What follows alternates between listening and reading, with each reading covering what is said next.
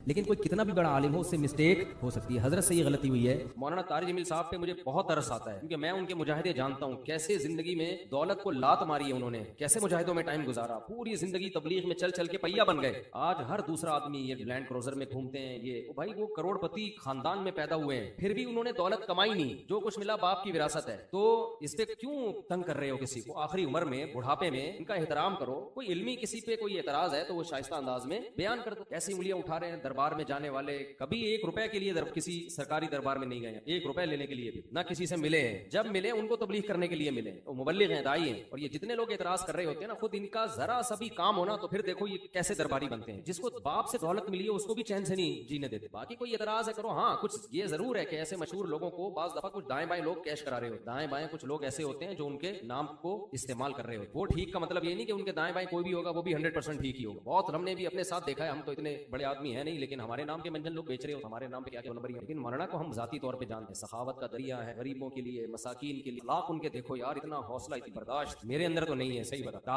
عبادت گزار ہیں, تہجد گزار ہیں, تو لیکن طنز دیکھو, طنز دیکھو. ہر دوسرا آدمی مالداروں سے ملتے ہیں, غریبوں سے نہیں ملتے. تم نے ملتے ہوئے دیکھا ہے ان کو غریبوں سے ملتے ہیں کہ نہیں ملتے؟ ان کی ویڈیوز آ جاتی ہیں جب دولت مندوں سے مل رہے ہوتے ہیں. ٹماٹر والے سے ملتے ہیں تو کوئی ویڈیو نہیں بنا رہا ہو, کیونکہ پروگراموں میں ویڈیوز بنتی ہے نا, ہر جگہ تھوڑی ویڈیو بنتی ہے. ہجڑوں پہ محنت کریں تو یہ ان کا حوصلہ ہے, کہتے ہیں ہجڑوں کے پیچھے پڑے ہو. یار تم جاؤ 2-4 منٹ کسی ہجڑے کے ساتھ بیٹھ کے تبلیغ, تمہیں اندازہ ہو تو بس کر دو. منفی باتیں پھیلانا بس کر دو. اور پتہ ہے یہ منفیت بار بار, وہ بھی برا, وہ بھی برا, وہ بھی برا, وہ بھی ایسا, سب خراب ہیں, یہ صحیح ہے. 4-6 آدمی کمنٹس کر رہے ہوتے ہیں. منفی سوچتے رہنے سے نا انسان ڈپریشن کا ڈبہ بنتا ہے اور تھوڑے دنوں میں اپنی موت خود ہی. مثبت سوچنا سیکھو, پازیٹیو سمجھتے ہو. وہ انٹرویو لیا نا ان سے پوڈ کاسٹ میں کہ آپ تو سادگی تعلیم دیتے ہیں اور خود آپ گاڑیوں میں گھومتے ہیں. سلیمان علیہ السلام سادگی کی تعلیم دیتے تھے کہ نہیں دیتے تھے؟ ان کا ہم واقعہ سن رہے ہیں. اور ایسا عرش رکھا ہوا تھا, آگے آ رہا ہے, ایسا تخت, لگژری تخت تھا کہ آپ کی سوچ جہاں ختم ہوتی ہے وہاں سے سلیمان علیہ السلام کا تخت شروع ہو. دولت رکھنا سادگی کے خلاف نہیں ہے. سمجھتے ہو کہ نہیں سمجھتے؟ ایک صاحب کہنے لگے MPJ کی پروڈکٹ کی قیمتیں دیکھو تو ہوش اڑ جاتے ہیں. مت خریدو نا, ساتھ والی دکان سے بہت زیادہ قیمت پہ بیچ رہے ہیں تو مت خریدو بھائی. اور وہ کون سا دکان پہ بیٹھ کے بیچ رہے ہیں, نیچے لوگ ان کا بزنس سنبھالا ہوا ہے, نام ان کا استعمال ہو رہا ہے, اور اگر بیچ رہے ہیں ڈبل ٹرپل کر کے بیچ رہے ہیں تو آپ مت خریدو نا. آپ کا دماغ خراب ہے, وہیں سے لوگے آپ. انہوں نے کہا ہے کہ جو میرے MPJ سے جو نہیں خریدے وہ دار اسلام خارج ہے, مت خریدو یار. آپ بے وقوف. تو پرسنل لائف میں اس طرح سے, جو میں نہیں کہہ رہا وہ فرشتے ہیں ان سے غلطی نہیں ہو سکتی, علمی لحاظ پر کوئی اشکال ہو مہذب طریقے سے کیا جا سکتا, ٹھیک. تو اللہ کے پیغمبر کے علاوہ کوئی بھی غلطی سے پاک نہیں ہے. حضرت مولانا طارق جمیل صاحب, ہم ان کی خاک کے برابر بھی نہیں ہیں. ان سے اللہ نے جو ہدایت کا کام لیا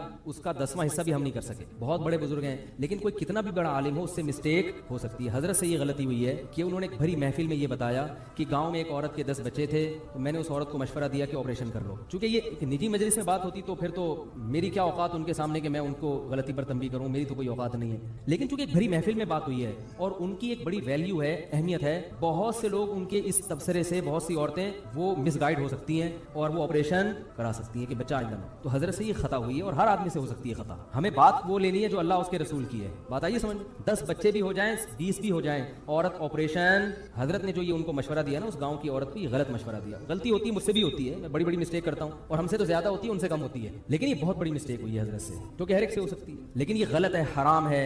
10 کیا 15 بچے بھی ہو جائیں, آپ حمل روکنے کے لیے آپریشن نہیں کر سکتے, نہ مرد نسبندی کر سکتا ہے. اس کی دلیل کیا ہے؟ دلیل اس کی یہ ہے کہ اللہ نے انسان کو اس کے جسم میں کانٹ چھانٹ کی اجازت نہیں دی ہے.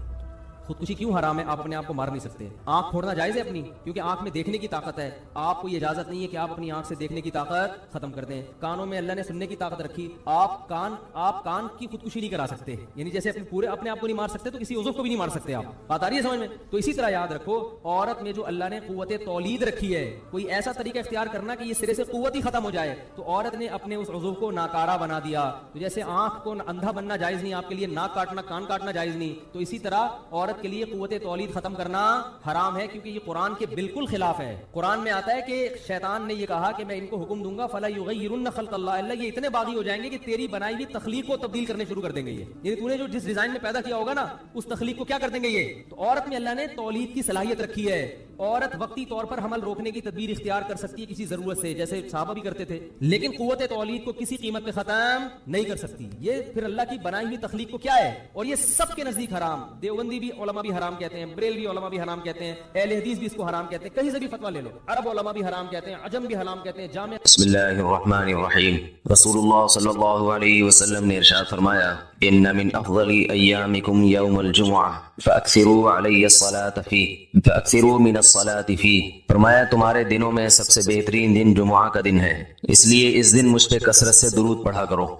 فإن صلاتکم معروضۃ علی، اس لیے کہ تمہارا درود مجھ تک پہنچایا جاتا ہے۔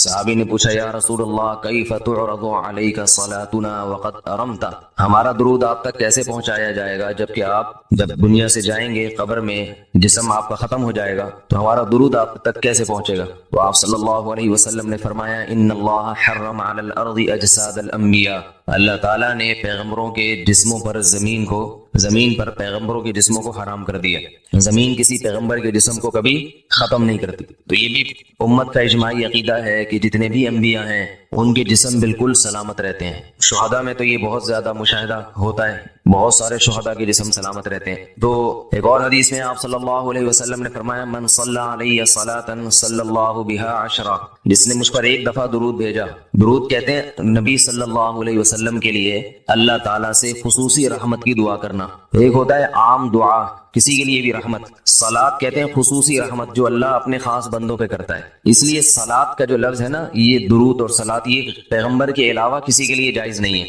کیونکہ یہ صلاۃ خاص کس کے خاصہ ہے؟ یہ پیغمبروں کا۔ اس لیے ہم اللہم صلی علی محمد تو کہہ سکتے ہیں لیکن یوں نہیں کہہ سکتے اللہم صلی علی فلان، تو وہ صلی جو ہے نا صلاۃ یہ خاص قسم کی رحمتیں ہوتی ہیں جو اللہ پیغمبروں پر بھیجتے ہیں۔ تبھی قرآن میں آتا ہے اولئک علیہم صلوات من ربہم ورحمہ، کہ جو لوگ صبر کرتے ہیں ان پر اللہ کی خصوصی رحمتیں بھی ہیں اور رحمت بھی ہے۔ تو پتہ چلا صلاۃ اور رحمت میں فرق ہے، صلاۃ اعلیٰ قسم کی رحمتوں کو کہتے ہیں۔ تو آپ صلی اللہ علیہ وسلم نے فرمایا جس نے میرے لیے ایک مرتبہ رحمت کی دعا کی، درود شریف پڑھا میرے لیے، تو اللہ اس پر 10 رحمتیں بھیجتے ہیں۔ اور جمعہ کے دن زیادہ فضیلت ہے درود شریف پڑھنے کی۔ البتہ یہ جو جمعہ کے دن میں حدیث مشہور ہے کہ 80 سال کے گناہ معاف ہوتے ہیں جمعہ کے دن درود پڑھنے سے، یہ حدیث سند کے لحاظ سے کمزور ہے، لیکن یہ جو میں نے حدیث پڑھی کہ جمعے کا دن سب سے بہتر دن ہے فاکثروا علی من الصلاۃ فیہ، لہذا اس دن مجھ پہ کثرت